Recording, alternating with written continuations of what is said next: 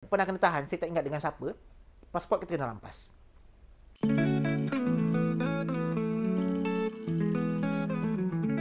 Kena tahan dengan apa ke? Pernah kena tahan, saya tak ingat dengan siapa. Pasport kita kena rampas. Kita nak balik macam mana? Kan?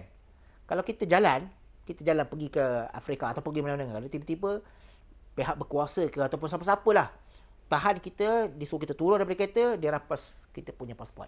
Apa kita nak buat? Sambung selepas ni, tak adalah. Kita berserah pada Allah. Berserah pada Allah. Apa aku nak buat ni? Pasport aku kena pegang. Macam mana nak minta? Cakap dia orang tak faham. Kan? Kita ni cakap tak faham.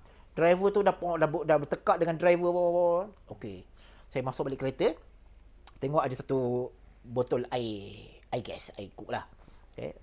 Lepas tu pergi dekat polis tu, pergi dekat orang tu yang pegang pasport kita tu, bagi dia air. Dia bagi air, pasport tu terus letak atas meja. Ambil lah. Oh. Itu je rupanya.